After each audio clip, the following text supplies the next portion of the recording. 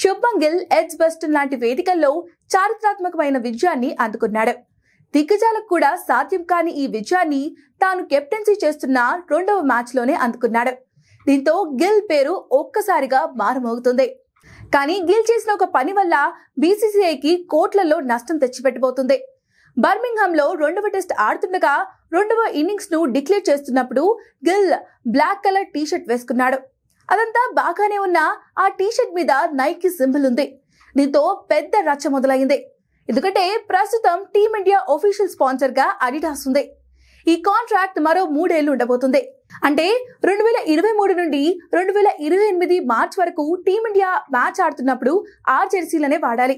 అందుకు గాను అడిడాస్ బీసీసీఐకి 250 కోట్ల రూపాయలతో డీల్ కుదుర్చుకుంది.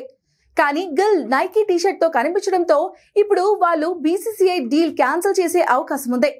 ఎందుకంటే కాంట్రాక్ట్ లో ఉండగా ప్లేయర్లు ఆ సంస్థవి కాకుండా వేరేవి వాడితే అప్పుడు డీల్ క్యాన్సిల్ చేసే అవకాశం ఉంటుంది సదరు కంపెనీకి.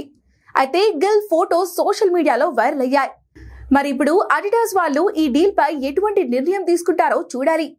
ప్రపంచంలోనే రిచెస్ట్ బోర్డ్ గా ఉన్న బీసీసీఐని కాదని అడిడాస్ డీల్ క్యాన్సిల్ చేసుకుంటుందా లేదా కంటిన్యూ చేస్తుందా అనేది తెలియాలి అంటే మరికొన్ని రోజులు ఆగాల్సిందే.